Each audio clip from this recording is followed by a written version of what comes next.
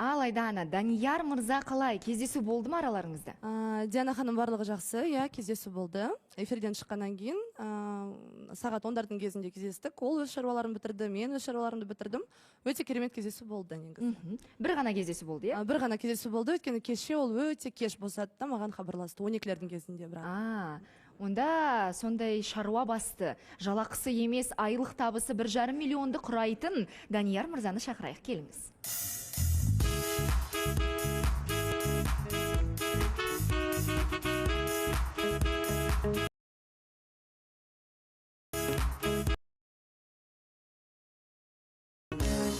Қош келдіңіз. Саламатсыздар ма? Гүл шоқтары, керемет. Рахмет, үлкен, керемет. Қалыңыз қалай? Барлығы жақсы ма? Жақсы, жақсы. Жұмыс қалай жүріп жатыр ма? Аллаға шүкір жақсы. Тамаша. Енді кездесу жайлы айтсаңыз? Кездесу, тамаша өтті. Мына жақтан шығып хабарласам деген ой болған негізі. Сағат 8-де біреумен кездесу керек болды мағанша. Сөйтіп асығып кетіп қалдым. Потом кездесуді аяқтағаннан кейін кездесуге хабарласып, кездесу уақытын белгіледік. Кездесу болды, тамаша болды. Кездесуге өзіңіз шақырдыңыз? Өзім шақырдым, болмысы звондап. Және видео бар екен, ал көрейік.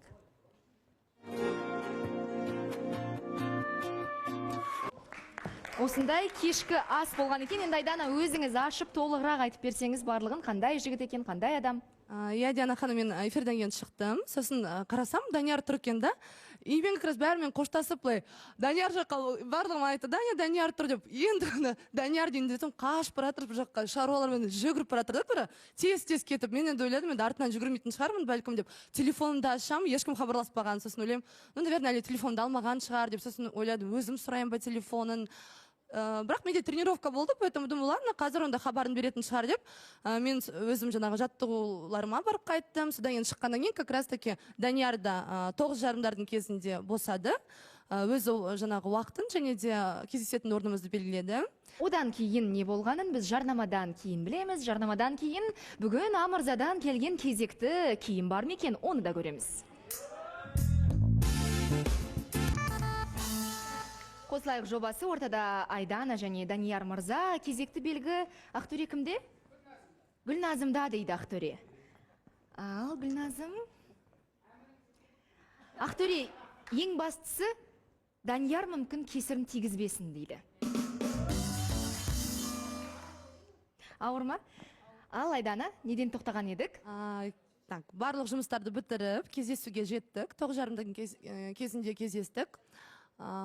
Керемет жер таңдаған, мен жақсы көретін кухняны таңдаған, итальяндық, екеуміз де сол кішкене тамақтанып, сөйтіп отырдық.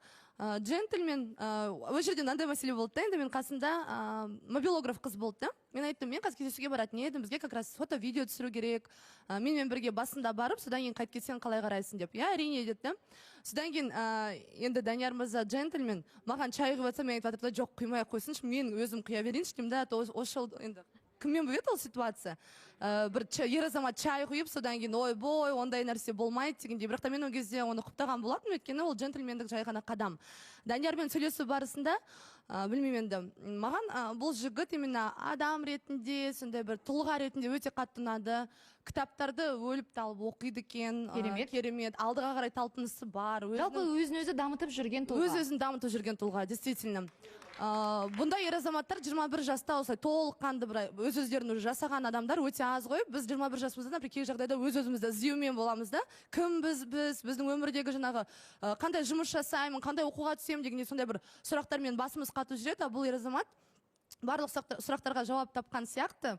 Білмеймін, өте білімді, өте ақылды, өте керемет жігіт. Диана ханым.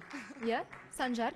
Осы жерде енді Айданаға сұрақ қойғым келеді да. Бұл жерде мен қоймасам да қазір басқа қатысушылар да қояды. Аяқ кездесіп жүрген жаңағы өзіңнің қалай айтсам болады, қылықтарың ба, әлде қалай өзі? Айтасың маған Данияр деген адамның есімі ұнайды дейсің. Даниярдың енді керемет ақшасы да кішкене енді былай көзіңнен от болып, шапалақтап сол кезде у нас уже интерес одинаковый деп мына жерде күліп атсыңдар да. Сол саған сырттан келіп атқан адамның сыйлығы да ұнап жатыр. Барлығы ұнайды да.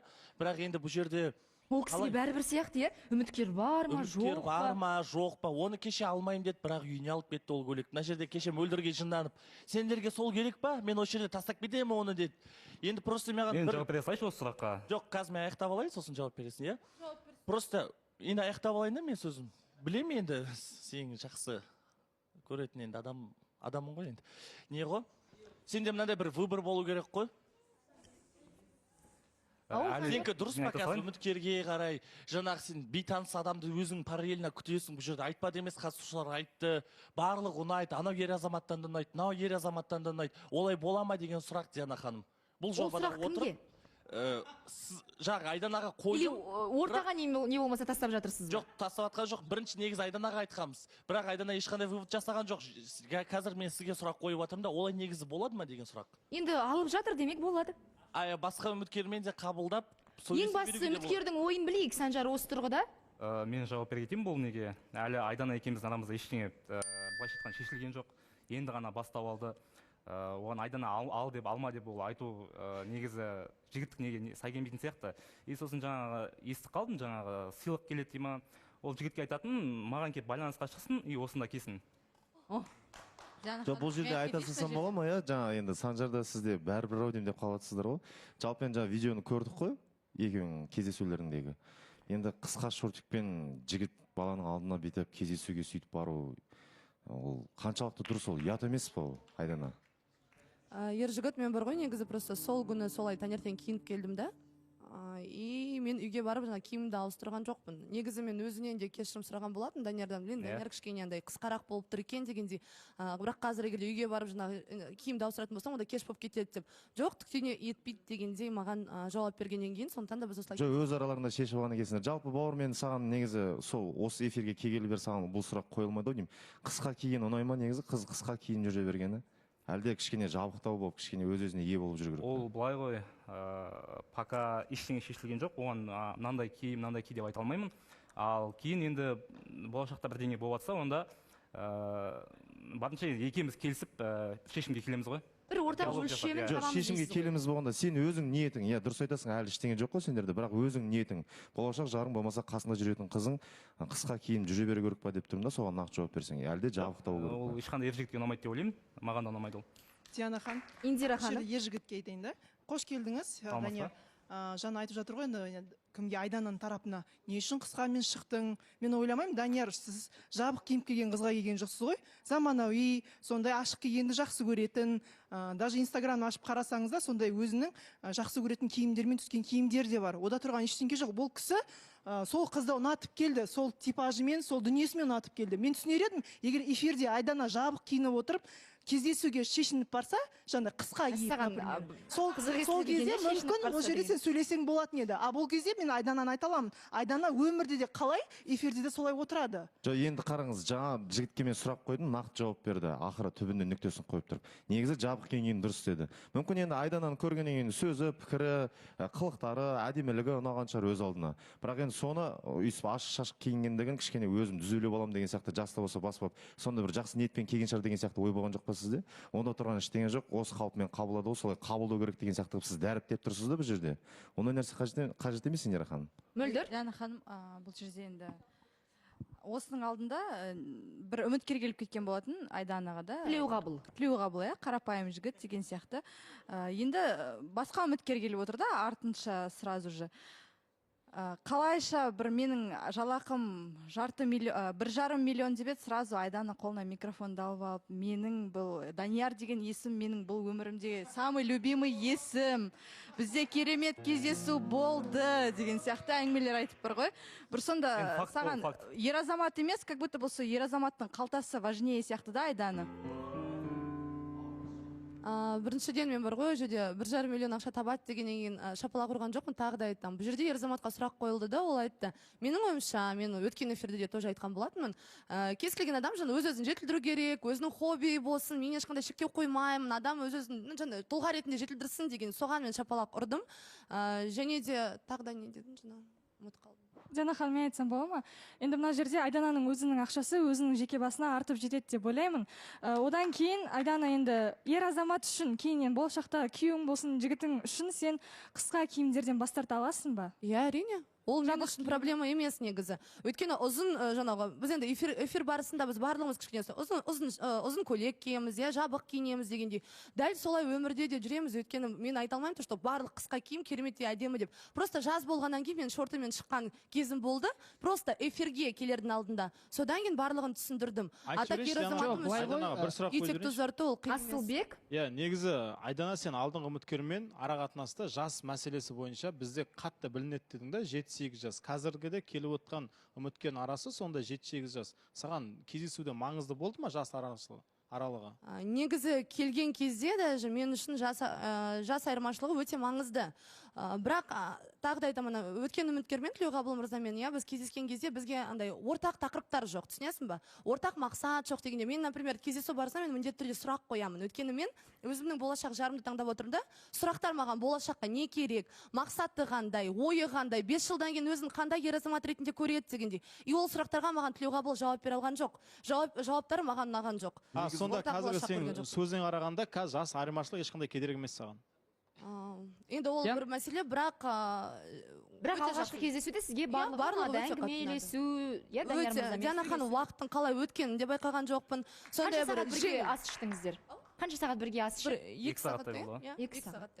Нона ханым, Айдана, сенен сұрайын деп едім, енді кеше мына жерде кім келеді, ашуланып маған подарка керек емес, алмайым, сендерге керегі осы ма дедім да, осы жерге солайын аузын жауып қалдырып тастадым. Енді эфир біткеннен кейін қалай машинаға алып бара жатқанын көрдік та. Енді бұл мына жерде әшейін для галочки өзіңді көрсетіп тұрсың ба? Или көз бояушылық көрсетіп тұрсың ба эфирде сонда сен? Или көйлектің бағалы екенін білгеннен кейін сен қимай соны алып кеттің ба? Ол бағалы көйлек пе екен? Дейді. Негізі кім дейді? Оны мен кеше көрдім, Диана ханым бізге қызық қой енді. Үстінде жаңағы жазылғаннан кейін ана бір қай жерден алынған? Қай жерден жазылғаны жазылып тұр екен. Енді көрдім, қарадым, жақсы. Я болмаса қанша мың? 150 мың тұрады екен. Бірақ та Диана ханым негізі бір қандай немножко жыл екен да, қазіргі сезонға вообще келмейді. Өйткені мен үйде киіп көргенше мен анда бір терлеп, тепшіп, тас қой, ауыр тас, еще өзі де андай жылы андай болады ғой, кішкене қыста киетін көйлектерге соларға больше жақын да. Өйткені прям действительно қиналып кеттім анан кейін. Бірақ өте әдемі, бірақ маған өлшемі сәйкес келді ме? Жоқ, кішкене келген жоқ. Үлкендеу? Иә, мына үсті жақтары кішкене үлкен болып қалды енді. И жоқ, шея.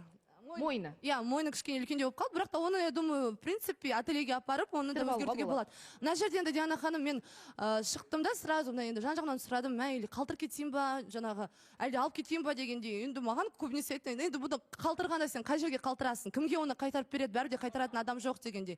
И все, мен сондықтан да алып кеттім, ол сол беті жаңағы машинада жатты дегенде. Иә, конечно, дұрыс қой, қыстың қамын жаз ойладым. Сізге 150 мың теңге тұратын костюм келсе не істейсіз? Аласың ғой, Диана ханым, қалай алмайсың? Диана ханым, любой адамға келсе, оны алады, ол алмай, немес. Сосын жаңа айтып отырмын. Мойындағаныңызға рахмет. Жоқ, мен алмаймын. Ол костюмның ертең сұрауы болады демегеніңізге шүкір. Жоқ, Диана ханым. Аласың ғой. Жаңа Айдан айтып жатсың ғой, енді сен күшті айтасың да, енді киім жайлы айтып отырық қой, жаңа қысқа енді киесіңдер ғой, киме десең де киесің. Просто өзің қайға баратқанын біледі екенсің де, итальянский неге баратырмын дедің да, бірақ итальянский ресторанға баратсың да, бірақ итальянский ресторанда сондай шортикпен жүрген қалай өзі? Негізі ана жерде адамдардан, итальянстардан ұялмадың ба? Жерде отқан итальянстар бүйтіп қарап қойған жоқ. Мына чоза казахский итальянский келді деп не істеп қойған жоқ па? Или сен бүйтіп келіп сразу отыра салдың да, соны тұрмадың ау деймін сол. Тұрған жоқпын. Сенесің ба? Тұрған жоқпын. 4 сағаттың кесірі сол. Шортиктің арқасында отырдыңдар сендер, а так былай. Қойшы. Жоқ, имеется в виду итальянский кухняны таңдады дегенде өзі тоже сын тастады. Осы жерде негізі итальянский кухня жақсы деп, бірақ та мен уже барғаннан кейін бірақ білдім. И бірақ негізі Диана ханым действительно отырдым. Кішкене андай ыңғайсыз болды, өйткені бәрібір де енді ол таныстық, ол кездесу дегендей жастықтардың барлығын жамылып алдым да отырдым енді. Мен айта кетейінші. Данияр мырза. Иә. Осында қосылайыққа келген адам, ол көшеде қысқа мен жүруге ұялмайды деп ойлаймын мен негізі. Қалай? Түсінбей қалдым, кешірім. Қосылайыққа келген адам, осында келген қыз көшеде шортимен жүруге ұялмайды деп ойлаймын мен. Ол қатты. Жоқ, неге ұялмайды? Сонда қосылайыққа келіп? Жоқ, сонда қосылайықта барлығы сондай бұзылған нашар адамдар сыртта да ұялмайды деген мағынада ма? Жоқ, ондай мағынада емес, просто эфирге шығып отқаннан кейін мұнда бүкіл Қазақстан көреді, дұрыс па? Егер эфирде қысқа киіммен жүрсе, онда сыртта өмірде ұялмайды қысқамен жүруге. Енді түсінікті болды ойыңыз, кешірім сұраймын. Ақтөре Зухра ханым. Негізі жаңағы сыйлық туралы тақырып болып жатыр ғой. Барлығы жаңағы сен неге алдың, сен алып кеттің деген сияқты айтып жатыр. Бірақ мына жерде қыздар енді мойындамай, өздерін бір керемет сезініп отыр да, бір алмайтын адам сияқты. Сендерге де келсінші мына жерде барлықтарын қуана аласыңдар. Тем более бағалы сыйлық, әдемі көйлек, я, возможно, ол адам ертең врученияға, жаңағы ертеңгі болатын біздің басты күнімізге арнайы әдейі сол көйлекті жіберген шығар, возможно, осы көйлекті кисін, бағалы әдемі көйлек деп. Сіздің көйлек дайын ба? Қанша? Әрине, Диана ханым, оны маған өзімнің жігітім көмектесті алуға. Менің көйлегім енді. Ертең көресіздер дейсіз ғой? Ертең көресіздер, иә. Керемет. Бұл жерде Зухра ханым түсініп тұрған жоқ, мия вручение деген сияқты, ол енді біздің өзара болып жатқан ситуация ғой. Сонда Зухра ханым, сіз Айдананы қазір қолдап отырсыз да. Негізі вручениені біле тұра қандай ер азамат мына жерге вечерний көйлек жібереді. Значит, Айдана сыртта сөйлесетін болып тұр ол адаммен. Жоқ, мына жерде сен деген сыртта сөйлеседі екен деп мынандай не салып жатырсың да, сен сөйлеспейсің ба? Мен сөйлесем ба, сөйлеспеймін ба, сен қайдан білесің, Зухра? Жоқ, мына жерде мен алдында мен эфирдан шығып кеткен кезде айтып едім ғой, саған Азат мырзаның жазғанын мен көргем, өз көзіммен көрдім мысалы. Қыздар енді қайтадан сол бір 2-3 ай бұрынғы әңгімеге оралмай қояйық. Ол тақырыпты айтпай ақ қояйын. Вообще айтамын. Онсыз да ол номинация бар. Оны ертең көресіздер, иә? Ол жүлдеге ие бола ма, болмай ма? Ол сұраққа емес, басқасына жауап берейін енді. Мөлдір айтып жатыр ғой.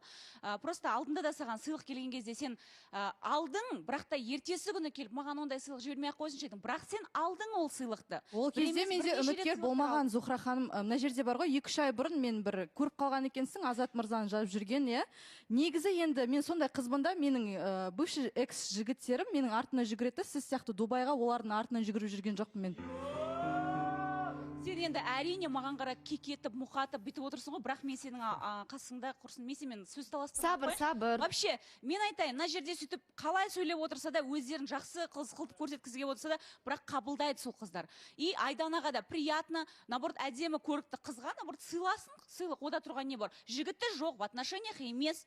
Үміткері бар ғой, үміткер сонда ешкім емес. Үміткері бар, бірақ та ол оның официально жігіт емес қой, енді танысып жатыр. Егер екеуінің ортасында действительно, вот біз екеуміз махаббат, міне танысып. Сіздер бір пунктты деп айтайықшы, ұмытып кеттіңіздер, иә? Бірнеше эфир бұрын Айдана кезекті бір сыйлық келген кезде айтқан еді, иә, менің қазір үміткерім жоқ, мен қабылдай беремін, келе берсін. Бірақ егер үміткер келген жағдайда, мен сыйлық қабылдаудан бас тартам деген еді. Бірақ көріп отырмыз, кеше үміткері бар бола тұра, ол сыйлық әдемі қабылданды. Диана ханым, осы жер сөзіңіз өте дұрыс айтасыз. Мысалы, өткенде де Моляға бағалы сыйлықтар келді ғой. Үміткері бар кезде үміткерге сыйластықпен қандай сыйлық келмесін, Моля отказ жасады да, мен алмаймын. Тем картинка келді, жаңа үлкен бағалы сыйлықтар келіп жатыр. Мен үміткерге деген сыйластығым бір жағынан ол кісінің өзі келмейтін болса да маған қажет жоқ деді да. Енді Айданаға саған шегі жоқ, келіп жатыр. Енді қазір үміткер келген кезінде алмаймын деп едің, үміткер бар кезде де алып жатсың да. Мен бұл жерден сен үміткерге ешқандай сыйластығыңды сонда көріп отырған жоқпын. Диана ханым, осы жерде енді Зухра айтып отыр ғой, жалғыз өзі ғана Айдананы қорғап, ода тұрған не бар, әдемі қыз ғой деп алсын деп, иә, жарайды. Үміткерде сіз көзіңізді жұмып, как будто жоқ болып, сыйлық алып отырғандай айтып отырсыз ғой. Бексұлтан екеуіңіз енді жаңағы жұп болмай жатып, иә, тоже бір ер азаматтан Зухра деген мисс қосылайық қой. Керемет қызға мені керемет көйлек жіберді десесіз, сонда Бексұлтан бола тұрып алатын ба едіңіз? Егер үміткер болып жүрген жағдайда дегім келеді да, Диана ханым, сен алатын ба едің сол кезде? Мынандай қылып түсіндірейін, біздің Бексұлтан екеуміздің отношениямыз, ара-қатынасымыз басталған кезде бізде сезім болды. Сезім бар кезде басқа адамды сен қабылдай алмайсың. Жоқ, Зухра, кешір, бірақ сенде ең басына бастап не болған жоқ, сенде сезім болған жоқ. Сол кезде ер азаматтан екінші күні саған сыйлық келетін болса, бірақ сен айтып қойдың Бексұлтанға, екеуміз танысып көрейік деп. Сен сырттағы ер азаматтан көйлек алатын ба едің? Жауап берші. Мен алмайтын едім, өйткені менде Бексұлтанға сезім болды. Сол үшін мен алмайтын едім. Ал бұл жерде мен саған түсіндіріп кетейін, сұрақ қойдың ғой. Егер мен действительно Айдананың орнында болып, маған үміткер келсе, мысалы, иә, бірақ мен ол үміткерге деген ешқандай симпатиям жоқ, сезімім жоқ. Сыйластық деп айтады үміткерге деген. Сыйлықты алғанда тұрған қандай сыйластық бұзылады? Оған деген отношениең жақсы болып тұрса, сыйлықты алдың, бол, главный үміткеріңде обижать етпеген емес па? Арға үміткермен сезім бәрі болса, барлығын тоқтатуға болады деп. Диана ханым, айтып кетсем бола ма? Негізінде жалпы сыйлықты алып жатыр ғой енді, тоқтатпайды. Өйткені Айдананың түрінде тұр, сыйлықты ала берген сайын үміткерге деген сыйластығы. Былай айтқанда, сен кішісің, жасың не бәрі қанша, 8 жас па екеуің араларың? 7 жас. Аха, өйткені сені бір жас жігітке санап тұр, өйткені сен как бы өзің ер азаматы ретінде сен көріп тұрған жоқ, бірақ ренжіме қатты айтып жатқан жоқ. Бірақ сенің жасың үлкен, неге өзіне үлкен жігіт болатын болса, ол сыйлықты алғанға кішкентай салатын еді. Өйткені сен жасың негірім кіші болғандықтан, Айдана, ой қойшы енді жас жігітті бөле інісі сияқтысың да, былай айтқанда енді қатты айтып жатқан жоқпын. Бір жағынан разница сол бұл жерде. Бөле інісі? Жауап бердім ғой мен оған. Данияр мырза? Айттым ол жаңа жігіт маған келіп байланысқа шықсын менімен, и осында келсін деп. Енді тағы да бір астын сызып айта кететін жайт. Айдана, сіз ойламаңыз, біз сіздің осындай әдемі сыйлықтарға лайық емес, басқасы емес, иә? Әңгіме мүлдем басқа бағытта қозғалар еді, егер біз кем дегенде редакция ол мырзаның барына көзіміз жетсе. Бірақ әлі ол кісі, міне менмін, бұл менің даусым, мені көріп алыңыздар, мен өмірде тірі адаммын деп хабарласса, мен жұмыс бабымен, болмаса бір тағы да басқа мәселемен студияға, эфирге шығара алмаймын. Мені Айданамен сыртта кездестіруге бір мүмкіндіктеріңізді беріңіздерші. Тағысын тағы басқа әңгіме айтса, онда біз кішкене сенетін едік, ол кісі бар, ол кісі расымен де Айданаға деген көңілі таза дегендей. Бірақ қазір ол кісі 2-3 апта бойы өзін көрсетпейді, еш жерде Айданаға жазбайды екен, Айданамен таныспайды екен, тек қана бір жеткізуші курьерлер арқылы ғана байланысқа шығады. Ал ол кісі отбасылы болса қайтесіздер? Өйткені өткен маусымда сондай дүние у-шу бізде көтерілген. 505 Раушан Гүл келді, артынан оның әйелі бізге байланысқа шықты. Менің балама бермей отырған ақшаны қалайша сіздердің қыздарыңызға оны беріп отыр дегенде. Ал егер мәселе расымен де отбасылы бір ер азамат болып шықса, онда ол өте ұятты дүние болады. Өйткені мен қашан бір 3-4 күн бұрын көріп қалдым, ол да бір өте күдік ұялататындай жағдай болды. Кішкентай бір паблик, қатты оқырман саны көп деп айта алмаймын, бірақ бір тапсырыспен пост шыққан. Өйткені ол кісілердің қосылайыққа ешбір қатысы жоқ. Сонда бір қаз бір нәрсе дегендей бір өсектерді, сонда бір ақпараттарды тарататын дүниеде қосылайық жобасы атышулы жобаның бір қатысушысына бағалы сыйлықтар келіп жатыр. Бірақ ол паблик еш уақытта біздің жоба жайлы ақпарат пен жаңалықтарды таратпаған. Одан кейін тағы да бір еріксіз күдік ұялайды. Осының барлығын тағы да ушықтырып жатқан, әлеуметтік желіде болсын таратып жатқан кім? Амырзаға ол не үшін керек? Иә, Диана ханым, негізі өте орынды. Мен өзімде де жаңағы дайректті қараған кезде маған келді, то что мен отметкада сол бір пабликтарда тұрмын деп. Және де Диана ханым андай қылып жазғанда бағалы бір андай сыйлықтар дегенде, оған дейін например көйлек келген жоқ, оған дейін маған бір бағалы сыйлықтар келмеген. Мен просто сразу оларға жазып жібердім да, сіздер неге ондай бір ақпарат таратасыздар, как будто бір маған мына жерде машина, пәтер неме соншалықты бағалы сыйлықтарды сыйлап жатқандай, а мен біреуден алып жатқандай дегендей. Бірақ содан кейін ол публикация өшіп қалды, Диана ханым. Сол үшін ол публикация өшіп қалды. Айдана, сол үшін енді жас қыз емессің ғой енді, подаркаларға алдана беретін. Сол үшін қыз балада тоқтау болу керек. Сендер мына жақта қосылайық мысал қарап отырсаң, қосылайықтың қыздары деген ба, бір қыз подарок алды ма, ол әңгіме кетеді, қосылайықтың қыздары подарка беріп қойсаң болды деген сияқты. Егер де сендер де өздерінің абыройларын тоқтап, иә бізде осындай, біз мынандаймыз, біздің абыройымыз бар деп тоқтатып жіберсеңдер, о деп күшті болады да, сіздерге қарап отыр. Ал какой-то сен айтып отырсың, кішкентай ғана подарка деп жатсың да, ол кішкентай подаркың дәу қыла салады, ол деген әңгіме деген ол тарап кетеді, ол қазір ғана. Сол үшін қыздар өз абыройларында ойлап жүрсеңдер болады. Ақтөре, просто сен былай айтып жатырсың да, сендер егер де сен тоқта ана қыздарға подарка нақты тікелей сұрақ, иә? Кеше сіз эфирде кімге бір қатысушыға қарсы болды, мен алмаймын, әдейі маған қарсы атылып жатсыңдар дедіңізде, көйлек жаныңызда тұрды, одан кейін үйіңізге бәрібір алып кеттіңіз. Егер ол сыйлықты түбінде алатын болсаңыз, эфирде мен сыйлықтарды алмаймын деп айтпауыңыз керек еді. Ал қазір расымен де бір түсініксіз жағдай, үміткерді менсінбей, я болмаса үміткермен бәрібір таныстық тоқтайды, түк шықпайды. Мен одан да Амырзаның көңілінің бетін қайтармай, арғарай сыйлық қабылдауды жалғастыра берейін, тағы да сыйлықтар келіп қалып жатса дегендей позицияда отырған сияқтысыз. Бізде жарнама. Қосылайық жобасы жарнамадан оралдық. Ортада Айдана және Данияр мырза. Ал кезекті белгі бізде. Мұқият болыңыздар. Санжар кімде? Жана Асхат қайтып едім, бере сал деп бермепті ғой. Қазір онда келесі жарнамада Асхат мырза міндетті түрде алсын, е? Ал ортада сол баяғы сыйлықтар тақырыбы тағы да өткен эфир жаңағы жерде айтқаныма қосарым. Негізінде егер Айдана сіз сол ер азаматпен таныс болсаңыз, арақатынас болмаса да ол кісі сіздің көңіліңізді аулауға, жаулауға тырысып жүрсе, егер орысша айтқанда в процессе ухаживания дейміз ғой, онда бұл дүниелердің барлығы өте дұрыс. Мен де қызмын ғой, мен түсінемін. Сыйлық та алған жақсы, гүл шоқтарын да алған жақсы. Бірақ біз, қайталап айтам, ол ер азаматты білмейміз. Ол кісі бар ма, жоқ па? Мүмкін бұны істеп отырған бейтаныс бір адамдар, мүмкін сіздің өткен өміріңізден біреу шығар, мүмкін бір қыздар, мүмкін қайталап айтам, тағы да отбасылы ер азамат шығар. Сол үшін қыздың абыройы қашанда биік бәрібірде. Нақты ол адамның барына, кім екеніне көз жетпей, мен ойлаймын, бәрібірде 150 мыңдық сыйлық болсын, 50 мыңдық сыйлық болсын, басқасы болсын, негізінде осы жерден тоқтағаны жөн, ол менің жеке пікірім адам ретіндегі. Диана ханым, мен сізбен толықтай келісемін, бірақ та мен өзімнің енді айттым ғой, мен телеграм-каналда өзімнің ойларымен бөлісемін де, сол жерде мен сыйлық алған кезде жазған болатынмын. Ең бастысы бұл бір кәрі ер азамат болмаса екен, және де отбасылы ер азамат болмаса екен дегенде. Өйткені біріншіден отбасылы ер азамат болса, ол мүлдем дұрыс емес, біріншіден. Екіншіден, например, кәрі шалдан келіп отырсам, мен тоже ол ер азаматты қабылдамаймын ешқашанда, түсінесіз бе? және де мен кей жағдайда өзімді андай қалай білмеймін, енді өзімнің бір ойымда бар да, бәлкім енді жоқ, болды ғой, Айдана, сен өзің айтып тұрсың да, кәрі болмаса екен, үйленген болмаса екен. Егер де ол жас жігіт бір артында ештеңесі жоқ болса, ол айтатын еді ғой, мен саған Айдана жіберіп отқан или келетін еді. Ода не то бірдеңе бар, болды, соны жасырып отыр.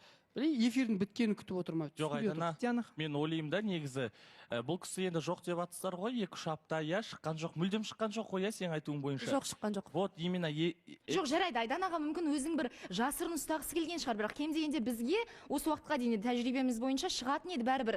Қыздар, жігіттер, сіздер ренжімеңіздер, мен бір енді мемлекеттік қызметте, я болмаса тағы да бір кәсіпкермін, мен бара алмаймын. Маған Айдананы бір жеке кездесуге 3-4 адаммен бір өздеріңізбен бірге шығара аласыздар ма деп өтінетін еді. Бірақ менде мынандай ойда, ақыры экс жігітін мысалы Айдана көргісі келмейді, одан қашып жүр. Мүмкін сол шығар. Әдейі басқа біреудің атынан осындай, оның алдында да саған ол сыйлықта берген. Осы жолы мысалы ол әлде шыққан жоқ, жаңа айтып жатыр ғой, даже редакцияға да шығатын еді деп. Мүмкін сені солай үміттендіріп атқан шығар. Просто сен аяғында білесің бе, егер де сол болып қалатын болса, сенің екс жігітің, ол да саған оның алдында да бағалы сыйлықтары былай да енді көңіліңді көтеріп жүрді ғой. Егер де сол болып қалса, сен мысалы сөзіңнің барысында айтып қаласың, мысалы күтемін енді ол ер азаматты, бірақ ала беремін да сыйлықты. Егер де сол болып қалатын болса, сен білесің бе өзің іштей қандай жаман болып қалатыныңды, ожидание реальность болып қаласың сен, Айдана. Сол үшін ойланшы, өтініш. Бірақ лайым ондай ер азамат болмасын, кәрі ата болмасын. Диана ханым мына жерде өзі де айтып жатыр ғой, Айдана. Айтып жатсыз да, кәрі болмасын, ең бастысы, үйленген адам болмаса екен деп жатсыз да. Бірақ сіз киіп қойдыңыз, ішіп жеп қойдыңыз, пайдаланып қойдыңыз, оның барлығын қабылдап қойдыңыз да, уже ертеңгі күні шынымен де бір сондай адам болса не істейсіз деймін да. Мысалға уже қаншама уже варианттар көп қой, өз-өзіне беріп жатыр деп жатыр. Біреулер өзін көрсеткісі келмейтін бір үйленген үлкен ер азамат деп жатыр. Бұның барлығы сіздің өзіңізге не үшін қажет? Өзіңізге бір жақсы ат беріп жатқан жоқ қой бұның барлығы деймін да. Неге тоқтатпасқа, неге қабылдамайын, болды, керек емес деп кеше айтқан екенсіз, бірақ до конца қабылдамай қоймасқа. Не ұстап тұрсыз, Диана ханым? Ешкімді түсініп отқан жоқпын да, қазір барлығы сол Амырза сыйлық беріп жатқан Амырзаны айтып жатыр да. Айдана, мен сен вообще түсініп отырған жоқпын. Кәрі ер азамат болмаса екен деген сияқты. Үміткерім қайда кетіп қалды сол кезде? Мен де түсінбей қалдым да жаңа. Үлкен кісі болмаса екен дейді, не дейді, мен түсінбей қалдым что-то мына жақта өзім. Мен не істеп отырмын дейсіз ғой? Мен еркектің намысым бар да менде ше. Тоже определись дегендей ой қоймын да. Ол рас. Диана ханым, негізі қалай айтсам болады. Негізі мен неге осылай жауап беріп отырмын, және де белгілі бір андай жаңағы сол азаматқа бір үміт сыйлап отырғандай болып отырмын да, енді бүкіл жауаптарым осындай. Кәрі ер азамат болмаса екен, үйленген болмаса екен, бірақ та әйтеуір бір жақсы ер азамат болса екен дегендей. Диана ханым, мен осы жоба басталғалы бері бірде бір арақатынас құрмаппын да. Өйткені маған үміткерлер келеді, мен әрдайым жаңағы үміт беремін, және де өз-өзіме де бір мүмкіндік беремін да, сол адамдарды танып білсем екен дегендей. Бірақ енді былай, егер де сіздер де қатыштар қарап отырсаңыздар да, көрермендер де қарап отырса, мен әрдайым өзімнің талаптарыма өте сондай бір нық тұрған адамдардың қатарындамын да. Егер де маған бір нәрсе менің талабыма сай болмаса, онда мен ол жаңағы таныстықты да тоқтататынмын әрдайым. Және де мына жерде Даниярды мен мақтаудан вообще ешбір тайынбаймын, өйткені керемет ер азамат Диана ханым. Өте білімді, өз жасына прям миыда барлығы керемет жұмыс істеп тұрған, керемет тәрбие көрген ер азамат, отбасы қандай керемет, барлығын да біліп жатырмын. Ортасы араласып жүрген достары, я, бәрі керемет. Бірақ та Диана ханым, мен осы жерде шырылдап, главное, ақыл айтқанда сондай болдым да, қыздар өздеріңнен кішкентай ер азаматтармен қалай сіздер арақатынас құрасыздар? Ол жерде жаңағы сіз болмасаңыз да оның ата-анасы бар, туысқандары бар, айтатына кәрі қыз біздің жап-жас жігіттің басын айландырып алды дегенде. Негізі мен кәрі қыздардың қатарында жатамын, Диана ханым. Менің жаңағы жасым енді действительно енді отырған қызбын ғой, кәрі болмасам да жап-жас көрінеміз, енді оған кінәлі емеспіз, бірақ дегенмен де енді жас мәселесі деген нәрсе бар, Диана ханым. Данияр мырза, әңгіменің қай жаққа бара жатқанын сезіп жатырсыз ба? Жалпы түсіндім. Рахмет, мақтап отыр, Аллаға шүкір, жақсы. Енді нақты мында да айта кетейін, енді мен кеше инстаграмнан комментарийді оққан кезде тоже айтып жатты, там осындай деп. И сосын тағы сөз ұнамай қалды маған, там 1,5 теңге табады деген өтірік қол жасында деген сияқты ше. Негізі 1,5 теңге деген ол аз сума. Былайша айтқанда өте аз сума. Ол шегі емес. Мен мысалға таныстарым бар, мысалы тоже достарым өзіме араласатын. Айына там 10 миллион теңге, 20 миллион теңге табатын ше, өзім араласатын. Сол енді лучше оны там ақша тапқаныңыз келсе маған жазыңыздар менің инстаграмға. Өзім үйретемін.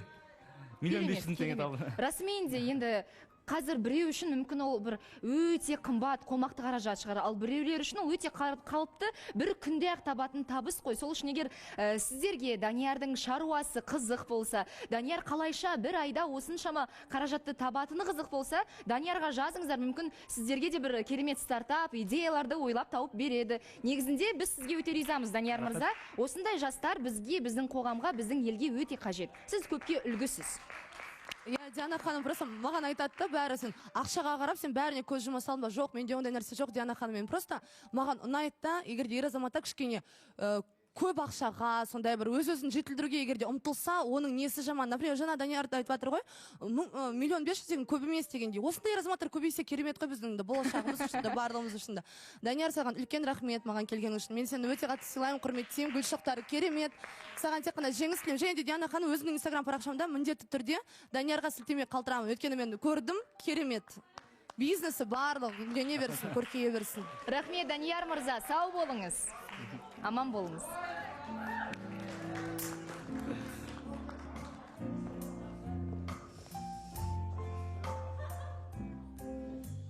Нуна ханым.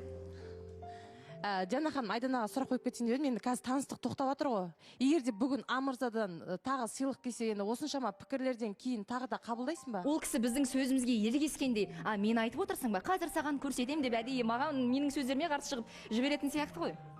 Диана ханым, енді осы тұста негізі бар ғой, мен өзімнің жаңағы интернет желіде енді кішкене былай намектар тастап жатырмын да, келсе екен дегендей ол ер азамат, бірақ та тікелей эфирде айтпаған едім. Диана ханым, қазір айта кетсем болады ма? Әрине. Құрметті Амырза, егер сіз мені көріп отырсаңыз, осындай бір кей жағдайда бір жаман пікірлерге, сын пікірлерге қалып жатырмын. Егер де адам действительно басқа адамды ұнатса, ол адамның атына кір келтірмейді. Сондықтан да мен негізі сізді уже елестетіп қойдым кішкене өзім үшін. Просто егер мен ұнасам, менімен танысқыңыз келсе, ары қарай жаңағы сыйлық жібергіңіз келсе, ухаживать еткіңіз келсе, онда келіңіз маған қосылайық жобасына. Өйткені мен осы жерде отырмын, мен осы жерде өз махаббатымды күтудемін. Ал дәл қазір қымбатты көрермен өзінің ғашықтық сезімін арқалап келген бір құпия мейман бар. Және ол ер азамат студиядағы бір жанға өзінің сезімін ашып